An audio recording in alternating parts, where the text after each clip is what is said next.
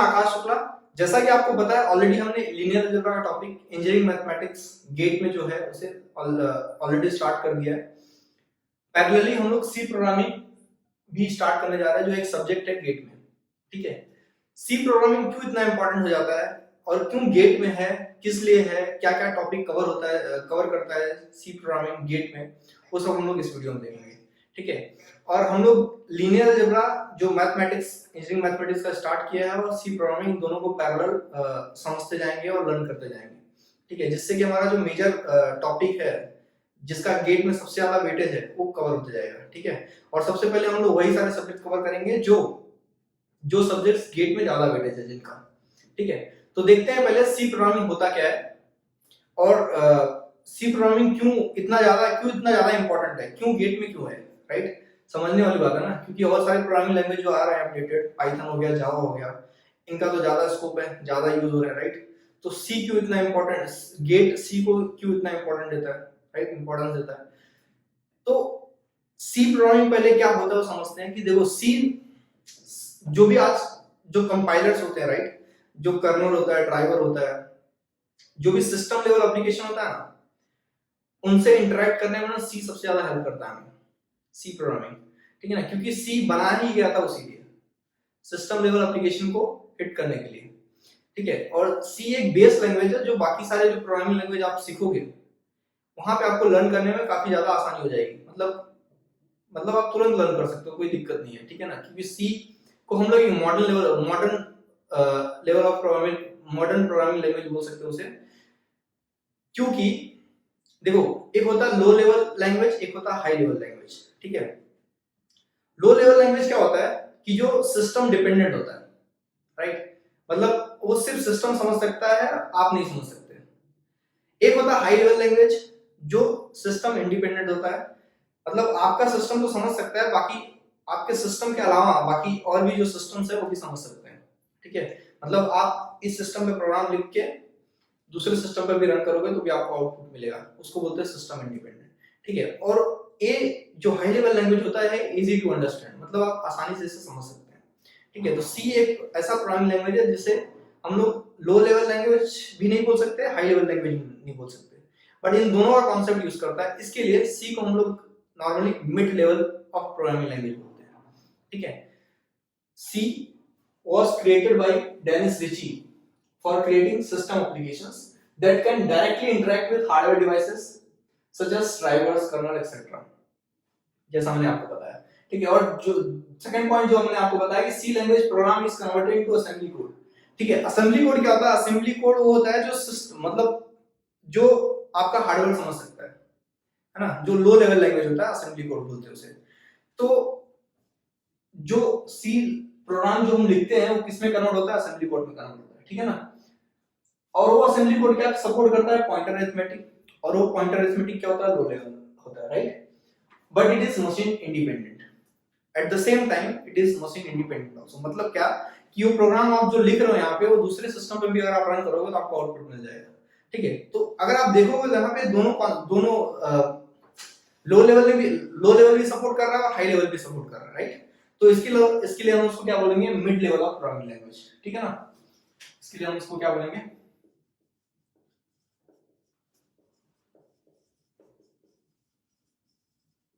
Mid level programming language.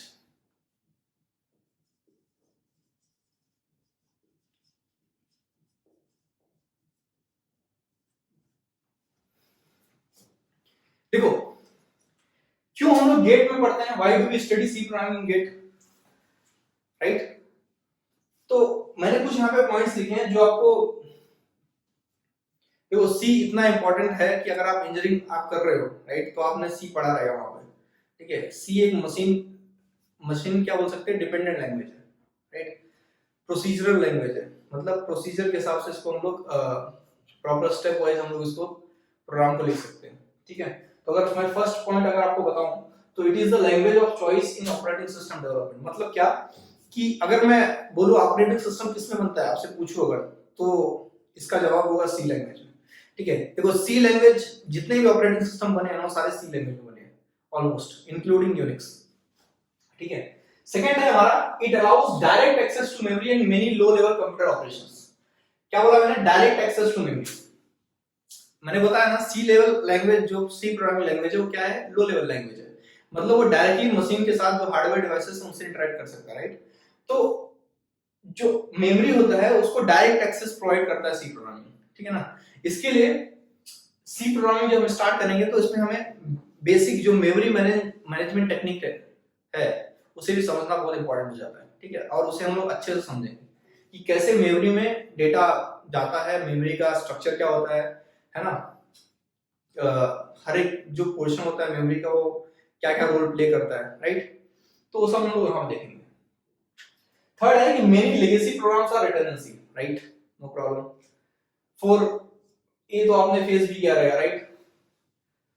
Fourth क्या है? Most of the thing you will learn will be directly transferable to future programming language. मतलब क्या कि जैसा मैंने आपको बताया है कि आप जो भी सी लैंग्वेज में पढ़ेंगे, जो भी बेसिक कॉन्सेप्ट या फिर जो भी कॉन्सेप्ट आप पढ़ेंगे वो आप इजीली ट्रांसफर कर सकते हो दूसरे प्रोग्रामिंग लैंग्वेज। मतलब क्या कि अगर आपने सी में पढ़ा कुछ चीजें और आपको कल को सी नहीं पसंद है, सी में आगे नहीं कुछ करना है, तो आप पाइथन या फिर जावा में शिफ्ट होना चाहते हो तो आप इजीली स्विच हो सकते हो, कोई दिक्कत नहीं है। क्यों? क्योंकि जो वहां पे कॉन्सेप्ट पढ़े हो ना ऑलमोस्ट यहाँ पे भी वो सेम मैच हो रहा है। समझ रहे हो ना? मतलब आपको ज्यादा कुछ डिफरेंस नहीं आएगा और आप इजीली समझ सकते हो, कर सकते हो, कोई दिक्कत नहीं आएगी। तो सी एक ऐसा लैंग्वेज है कि बेस लैंग्वेज बोल सकते हैं, mother of every language, base language बोल सकते हैं, जिसे अगर हम लोग एक बार समझ गए ना तो दूसरी बार हमें उसमें दूसरे जो प्रोग्रामिंग लैंग्वेज है उन्हें समझने में हमें कोई दिक्कत नहीं आएगी, ठीक है? फिफ्थ पॉइंट है कि programs that are created with C run quickly. सीधी बात है ना, क्योंकि ये सिस्टम लेवल लैंग्वेज है, राइट? सिस्टम के साथ डायरेक्टली इंटरेक्ट करता है, डायरेक्टली हार्डवेयर को हिट करता है, ड्राइवर्स को हिट करता है। तो क्या होता है कि ये जो भी प्रोग्राम आप लिखोगे सी में वो बहुत फास्ट रन करता है ना? जो एग्जीक्यूटेबल फाइल होता है इसका वो बहुत फास्ट रन कर सकता है अगर वो प्रोग्राम को आपने सी में लिखा है तो, ठीक है? और जैसा मैंने आपको बताया कि मशीन इंडिपेंडेंट लैंग्वेज भी है, तो 7th पॉइंट उसी पॉइंट को सपोर्ट कर रहा है कि C programs are compiled into executables can be transferred to other similar machines and run without need for source code, right? मतलब आपने अगर एक सिस्टम पे सी प्रोग्राम लिखा है, आपने उसको कंपाइल कर लिया, उसका एग्जीक्यूटेबल फाइल कन्वर्ट बन गया, तो अगर आपको चाहिए ना तो एग्जीक्यूटेबल फाइल दूसरे सिस्टम पे भी आप रन कर सकते हो, कोई दिक्कत नहीं आएगी। इसके लिए सी प्रोग्रामिंग भी इंपॉर्टेंट हो जाता है, राइट? तो ये मतलब हाई लेवल लैंग्वेज का भी पार्ट कवर कर ले रहा है, लो लेवल लैंग्वेज का भी पार्ट कवर कर ले रहा है, ठीक है ना? और ऐसे बहुत कम लैंग्वेज है जो इस मतलब जो इतना सारा एडवांटेज जो सी का है उसे वो कवर कर पाते हैं, ठीक है? तो ये सारा जो मैंने आपको डिस्कस किया, this is all about C programming. और आप देख सकते हो कि सी प्रोग्रामिंग कितना इंपॉर्टेंट होता है और इसके लिए गेट ज्यादा करके सी प्रोग्रामिंग पर फोकस करता है, ठीक है? तो अब हम देखते हैं कि हमारा जो गेट को लेके जो टॉपिक हम लोग कवर करने वाले हैं सी प्रोग्रामिंग में वो क्या क्या है। फर्स्ट टॉपिक है बेसिक मेमोरी मैनेजमेंट कॉन्सेप्ट। जैसा मैंने आपको बताया यहाँ पे कि directly access to memory, it allows direct access to memory, right? तो कैसे मेमोरी को डायरेक्ट एक्सेस प्रोवाइड करता है, मेमोरी का स्ट्रक्चर क्या होता है, क्यों करता है, कब करता है, वो सब हम लोग यहाँ पे देखेंगे। बेसिक मेमोरी मैनेजमेंट कॉन्सेप्ट, ठीक है? और ये इंपॉर्टेंट भी है क्योंकि ये बेस है आपको आगे जो भी हम लोग पढ़ने वाले हैं उसे समझने में, क्योंकि आगे जो भी हम लोग प्रोग्राम रन करेंगे एक मेमोरी का स्ट्रक्चर बना के उसे रन करने वाले, राइट? तो अगर मेमोरी का स्ट्रक्चर आपको पता नहीं है, मेमोरी कैसे एलोकेट होती है, वो सब अगर आपको नहीं पता है तो बहुत दिक्कत आएगी, ठीक है? ज्यादा करके तो पॉइंटर्स जो होते हैं ना उसमें बहुत बहुत जरूरी हो जाता है मेमोरी बनाना, ठीक है? सेकंड है रिकर्शन। देखो ये सारे जो टॉपिक्स लिखे ना मैंने, गेट ना इन सारे टॉपिक से क्वेश्चंस पूछता है। इन सारे टॉपिक्स आप देख लो, प्रीवियस ईयर क्वेश्चंस आपको हर एक टॉपिक से क्वेश्चंस मिलेंगे और मैंने वो सारे क्वेश्चंस ऑलमोस्ट कवर किए हैं। और जो नहीं किए ना, अगर आपने वो सारे क्वेश्चंस को देख लिया, वीडियोस को प्रॉपर देख लिया, तो बाकी आप खुद सॉल्व कर सकते हो, ठीक है? क्योंकि वो इजी वाले क्वेश्चन है जो मैंने छोड़ दिए हैं। रिकर्शन में मैं गेट के सबसे ज्यादा इंपॉर्टेंट क्वेश्चंस जो पूछे गए हैं, क्योंकि रिकर्शन एक बहुत इंपॉर्टेंट टॉपिक है। और रिकर्शन क्या होता है? रिकर्शन मतलब कि function calling again and again, है ना? हम लोग उसी फंक्शन को बार बार कॉल करते हैं डायरेक्टली और इनडायरेक्टली, है ना? So that we can get the output, right? और रिकर्शन क्या करता है? हमको बहुत इजी स्टेप्स, बहुत स्मॉल स्टेप्स में क्वेश्चन को सॉल्व करके दे देता है। इसलिए रिकर्शन बहुत इंपॉर्टेंट हो जाता है और रिकर्शन से बहुत सारे क्वेश्चन बनते हैं। और आगे जो भी हम लोग पढ़ेंगे डेटा स्ट्रक्चर में trees, pre order, in order, ये सब टावर ऑफ हनाई प्रॉब्लम, ठीक है ना, ये सब क्या होता है, रिकर्शन का कॉन्सेप्ट होता है जो इसलिए हमें क्वेश्चन को सॉल्व करके दे देता है, ठीक है ना। इसके लिए रिकर्शन जो भी हम पढ़ेंगे इसमें वो इंपॉर्टेंट होगा, राइट। बट देखो रिकर्शन पढ़ने से पहले रिकर्शन में एक स्कोपिंग रूल का कॉन्सेप्ट होता है, या फिर मतलब हम लोग जो भी फंक्शन इसके बाद पढ़ेंगे उसमें स्कोपिंग रूल यूज होगा। स्कोपिंग रूल्स मतलब क्या कि दो टाइप के स्कोपिंग होते हैं, एक स्टैटिक स्कोपिंग होता है, एक डायनेमिक स्कोपिंग होता है, राइट। और उसको समझने से पहले हमें ये भी समझना पड़ेगा कि लोकल वेरिएबल और ग्लोबल वेरिएबल क्या होता है, उसके टाइप्स क्या होते हैं, वो क्यों क्यों है, क्यों बने, क्यों लोकल वेरिएबल क्यों बना है, क्या काम करता है, ग्लोबल वेरिएबल क्यों बना है, क्या काम करता है, कहाँ यूज करेंगे, वो भी हम लोग वहां पे देखेंगे।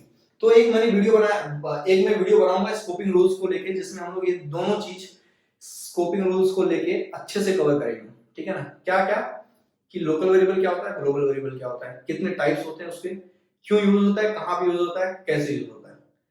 और दूसरा देखेंगे कि स्टैटिक स्कोपिंग और डायनेमिक स्कोपिंग क्या होता है, ठीक है। और ये जो मैं यहाँ पे लिखा हूँ, ये भी जो भी मैंने टॉपिक आपके सामने डिस्कस किया ना, ये सारे टॉपिक्स क्वेश्चन पूछेंगे, राइट। तो जो भी क्वेश्चंस पूछे गए हैं, ज्यादा करके मैक्सिमम क्वेश्चन जो टफ क्वेश्चंस रहेंगे वो मैं आपके सामने यहाँ पे सॉल्व कराऊंगा, प्रॉपर डिस्कशन करके, जिससे कि आपका कॉन्सेप्ट क्लियर हो जाएगा और आप सिमिलर क्वेश्चंस को लेके अगर आप सॉल्व करना चाहें तो कर सकते हैं, कोई दिक्कत नहीं आएगी आपको, ठीक है। तो रिकर्शन हम देखेंगे, उसके बाद हम देखेंगे फंक्शन। फंक्शन बहुत इंपॉर्टेंट पार्ट है, राइट। आपको अगर आगे चल के कोई भी प्रोग्राम लिखोगे या फिर अगर कोई भी कंपनी में भी आप काम कर रहे हो तो वहां पे फंक्शन से ही हम लोग सब कुछ, राइट, फंक्शन ही लिखते हैं, राइट। कि सिर्फ अगर मेन में अगर मैं सब कुछ लिख दूं तो पॉसिबल नहीं है, राइट।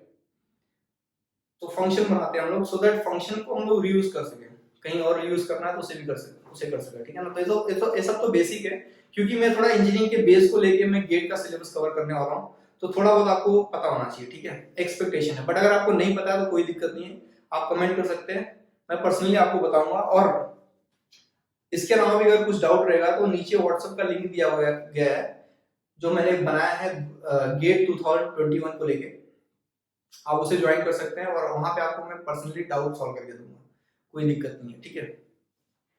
तो फंक्शन में हम लोग जो भी फंक्शन से रिलेटेड हो सब कुछ यहाँ पे देखेंगे हम लोग। उसके बाद देखेंगे पॉइंटर्स, राइट। पॉइंटर्स क्या करता है, pointers uses concept of address, है ना। पॉइंटर क्या यूज करता है, एड्रेस का कॉन्सेप्ट यूज करता है। क्यों एड्रेस का कॉन्सेप्ट क्यों यूज करता है, और देखो कुछ पॉइंटर के प्रॉब्लम्स भी है, राइट। डैंगलिंग पॉइंटर प्रॉब्लम हो गया, बाद में दो तीन प्रॉब्लम है इसके पॉइंटर के, और वो मैं पॉइंटर के जब मैं पॉइंटर डिस्कस करूंगा उसमें वहां पे डिस्कस करूंगा, ठीक है। क्योंकि पॉइंटर एक एड्रेस का कॉन्सेप्ट यूज करता है, और मतलब एड्रेस जानना बुरी बात नहीं है, राइट, अच्छी बात है, बट एड्रेस को यूज करना बुरी बात है। जैसे कि अगर मैं बोलूं कि लाल किला कहाँ पे है ना, तो किसी ने मुझे बता दिया कि मुंबई में है, ठीक है, मैं जान गया मुंबई में है, बट अब मैं मुंबई में गया लाल किला देखने के लिए, देख पाऊंगा नहीं ना, क्योंकि मैं यूज कर रहा हूँ, राइट। तो using the address is a problem but knowing the address is not a problem, ठीक है ना। तो जब एड्रेस यूज होता है ना तो प्रॉब्लम आते हैं पॉइंटर को लेके, ठीक है ना। तो सब क्या क्या होते हैं वो सब यहाँ पे डिस्कस करेंगे, ठीक है। फिफ्थ है एरे। एरे में हम लोग 1 dimensional array, 2 dimensional array, 3 dimensional array भी देखेंगे, गेट में है क्योंकि, ठीक है, क्योंकि हमने ज्यादा करके इसके पहले जो भी किया रहेगा वो 1 डायमेंशनल एरे और 2 डायमेंशनल एरे को देखेंगे किया रहेगा, ठीक है। और उसके बाद कुछ ऑपरेशंस हैं एरे में, वो भी हम लोग देखेंगे, जो शायद है कि आपने इसके पहले नहीं पढ़ा रहेगा, ठीक है।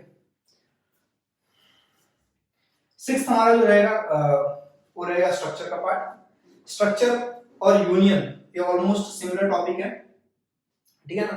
तो इसको लेके जिस टाइप के क्वेश्चंस पूछे जाते हैं एग्जाम्स में, गेट में प्रीवियस ईयर जो भी क्वेश्चन पूछे गए हैं उसी हिसाब से हम लोग कॉन्सेप्ट को कवर करेंगे, और उतना तो समझ लेंगे कि गेट में क्या टाइप का क्वेश्चन पूछा जाता है और उसे कैसे सॉल्व करने का, ठीक है। सेवेंथ रहेगा हमारा एक्सप्रेशन। एक्सप्रेशन एक बहुत इंपॉर्टेंट टॉपिक है, ठीक है ना। सी प्रोग्रामिंग की अगर बात करूं मैं तो एक्सप्रेशन सबसे ज्यादा इंपॉर्टेंट है, ठीक है।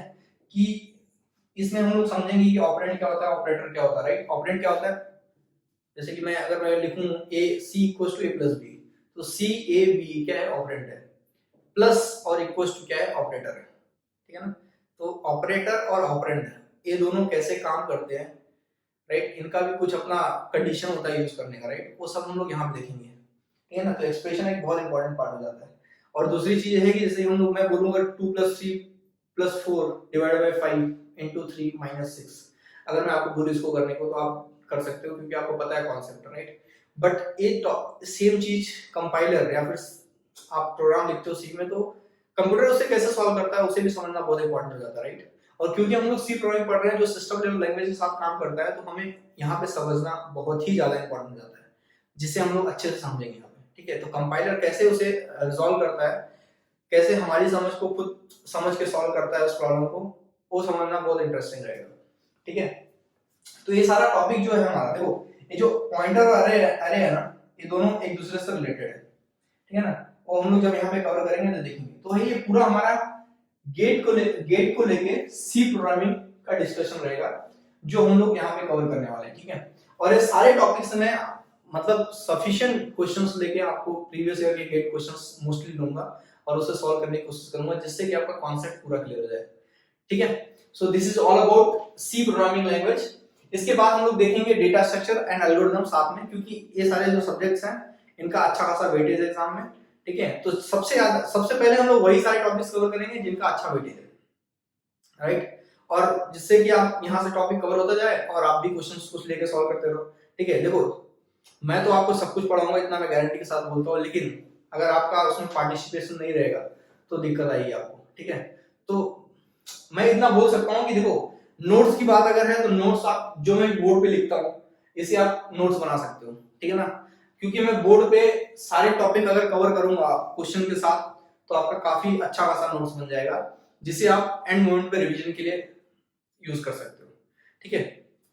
तो इसके लिए आप नोट्स को प्लीज मेंटेन करो, ठीक है, क्योंकि ये बहुत इंपॉर्टेंट टॉपिक है और ये आपके करियर पॉइंट ऑफ व्यू से भी बहुत इंपॉर्टेंट है, क्योंकि अगर आप कल को कहीं इंटरव्यू में बैठ रहे हैं तो वहां पे भी आपको ये लैंग्वेज के बारे में पता होना चाहिए, ठीक है। क्योंकि कहीं पे भी आप जाओ यार सी प्रोग्रामिंग पूछता ही है, बहुत इंपॉर्टेंट है। So guys, thank you for watching this video, please like share and subscribe our channel.